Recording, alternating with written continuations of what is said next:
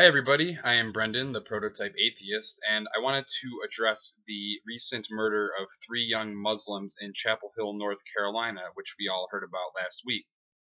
Now, when I first got wind of this story early Wednesday morning, I immediately took the opportunity to post it and share it on all my social media outlets, and immediately condemn the actions and encouraged other atheists to spread the news story around and to condemn the actions of the killer, Craig Stephen Hicks. Now, the reason I did that, even though we had no knowledge of what the motive might have been or what caused this crime, was because it doesn't really matter. First of all, the fact that these victims were Muslim, it's relevant, but they were human beings first. So like Richard Dawkins said, what kind of decent person wouldn't condemn such killings? So that was first and foremost. But also, given the fact that the media had pretty much gone to the killer's Facebook page and seen all of his anti-religion postings and all of his anti-theist postings, and immediately started jumping to conclusions or making the connections there between his atheism or anti-theism and the murder of these young Muslims. I wanted to get out ahead of things and make sure that we could also explain to people and educate people about what atheism is and what anti-theism is. And because you knew that there were going to be theists out there who were going to try to grab onto this story to exploit it for their advantage and to tarnish all atheists. I would actually expect that from there's going to be people that are going to spin this to their advantage to propagandize and whatnot. But what I didn't expect was some of the reaction from other atheists. There was an article in New Republic that got a lot of attention that was written by Elizabeth Stoker Bruenig, and she's a Christian, and she was trying to blame atheism for this act. And then there was also C.J. Werleman, who's actually himself an atheist, but he is on this rant all the time about Sam Harris and Richard Dawkins and quote unquote new atheism, and he feels that it's extreme atheism and that here, let me just go through some of the things that he stated in his article. So, and I'll link to his op-ed below if you want to go read it, but prepare to facepalm. So let me just go through a few of the things he said. So one thing he said was that anti-theism is to atheism what ISIS is to Islam. That's completely ridiculous and patently absurd. ISIS is completely based in religion, in Islam, in the Quran. They have an agenda. They want to establish a Islamic caliphate and impose Sharia law, whereas anti-theists simply are of the belief that religion is bad. They don't belong to any terrorist organization. They do not have any creed or dogma or leaders or anything else to remotely even compare it to ISIS or any other terror or religious organization. He said that anti-theists are extremists masquerading as atheists. Well, that's simply not true because, for one, anti-theists are atheists. It's a subset of atheism. Atheism is lacking a belief in a god or gods, and anti-theism is also that, but then they go further to the belief that religion is harmful and that they want to see religion go extinct, essentially. But it doesn't mean killing people over it. It just means that we speak out against religion in the hopes that we can educate people out of these primitive superstitions, for example. And of course, I can't speak on behalf of all anti-theists, but and that's exactly kind of the point, is there is no underlying principles that all atheists and anti-theists can adhere to. He also quoted some Christian preacher or somebody and he said that essentially atheists or anti-theists misuse the teachings of Charles Darwin and evolutionary biology just as Christian fundamentalists misuse the Bible. And this is completely ridiculous because, again, anti-theism or atheism has nothing inherently to do with biology or science or the theory of evolution. Sure, people perverted the theory of evolution in the past, things like eugenics. But, again, there's nothing that is required to be an anti-theist or an atheist, and certainly I don't understand what he's saying that we're perverting evolution or perverting what Darwin said. From most of the atheists and anti-theists that I am involved with who discuss science and evolution and creationism and these things don't misrepresent evolution or Darwin at all, but they present exactly the theory and the fundamental, and try to the fundamental basics of it and try to educate people about it. So, I mean, Werleman's article was just completely ridiculous, and he also had tweeted earlier about this incident, which he deleted within probably a minute of posting it. But he was basically trying to blame Sam Harris for being the inspiration behind these murders, which is completely ridiculous. And the fact that he would tweet that at all or even have that thought says a lot about C.J. Werleman. Now, as far as atheism and anti-theism goes, there is no, like I said, there's no ideology. I mean, there's nothing that all atheists or anti-theists have to have in common. It's not a political stance. It's not a doctrine.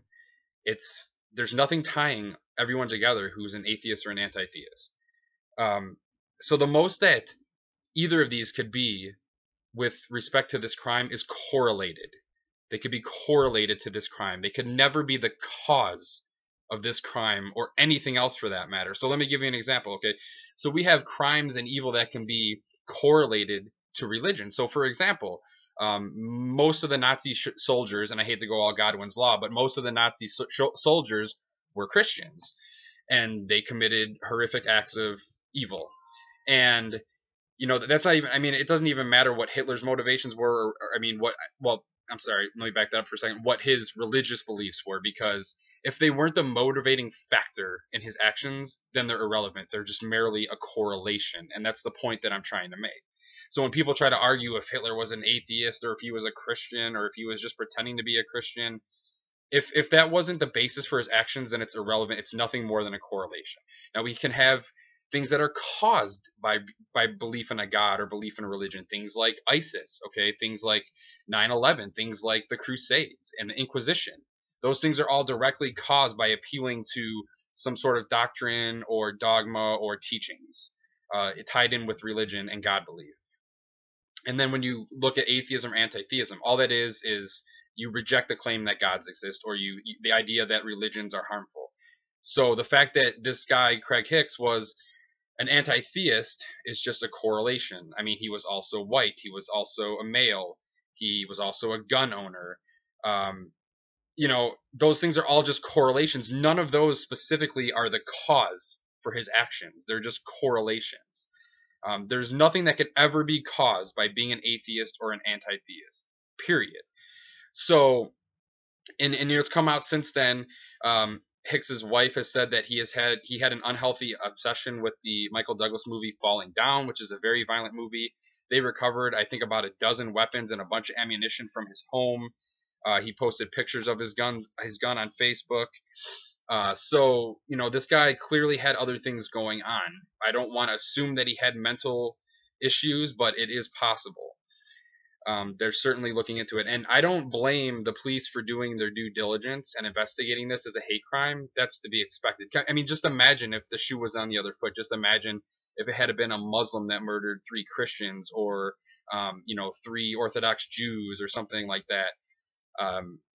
Everybody would be calling it a hate crime immediately as well. And so, I'm definitely can't fault them for doing their due diligence there. And I want them to, because if religion did play any motivating force in this crime, then it should be a hate crime and he should be charged as such. But the evidence just really doesn't point to that. If you ask Hicks' wife, if you look into some of there was a Chicago Tribune article, and I can post that below as well, that kind of discussed some of the posts that Hicks had made in the past regarding things. And he expressed a lot of really similar ideas that I share, as far as he speaks out against religion, but he views all religions equally. So he views Christianity and Islam equally. And while he's not a fan of religion, he respects the right of people to have their First Amendment right to practice their religion. So like he made commentary on the Ground Zero Mosque saying, hey, Christians, you know what? That's the right to have that. You need to deal with it. He just comments things of that nature where he wasn't expressing animosity towards Muslims. He wasn't of the opinion that Islam or Muslims were worse than Christianity or Christians. He spoke out equally against all religions, but also respected their right to believe. So the evidence just really is not demonstrating that he had animus towards Muslims. And that's the other thing that we have to, that's the most important point to make here, I think, is correlation versus causation. And then also, if religion was a motivating factor in this crime, then the cause would be Islamophobia, or if you prefer, anti-Muslim bigotry. So if he committed this crime in any way, even partially because he had animus or hatred or anger towards Muslims or towards these young individuals because they were Muslim, then that is not anti-theism, that is not atheism, that is Islamophobia. And I have a video that I will link to also where I describe the definition of Islamophobia, since that term often gets misused and is misunderstood. So just to clarify what I'm speaking about when I talk about Islamophobia, I will link to that video. So, in the end, I think that there's just no evidence demonstrating that this crime had anything to do with religion at all. It seems to be just a petty dispute over parking and noise complaints and things of that nature. And this guy was pretty much just a ticking time bomb, waiting to go off with all his weapons and his anger issues. And it's really unfortunate that people had to run with this story, sensationalize it, and jump to conclusions in order to advance an agenda. But that's why I felt the need that I had to speak out against this. I absolutely would never claim that Hicks wasn't an atheist. I would never make that no true Scotsman argument. That would be completely ridiculous. Of course he was an atheist, absolutely 100%. And that's why I immediately started sharing this story right away, because I wasn't going to run and hide from it. I wanted people to know, and I wanted to know that we condemn it, and that if his animosity towards Muslims or believers of any faith had anything to do with this, that's not acceptable, and that the quote unquote atheist community at large is not approving of that. So yeah, I mean that's pretty much it. That's my take on it. If you have any comments and opinions on this, please feel free to share them below. I would like to address them, and as always, be sure to check out me and the Godless Engineer and God Works Out and Dater Lucum and Chad Geary on our Reason Secular Roundtable discussion every Sunday night at 9 p.m. Eastern Time. I regularly post clips from our shows on my channel. I'm sure, as you know, if you're subscribed, and if you're not subscribed, I'd appreciate it if you would do so. And as always, keep calm. It seems legit.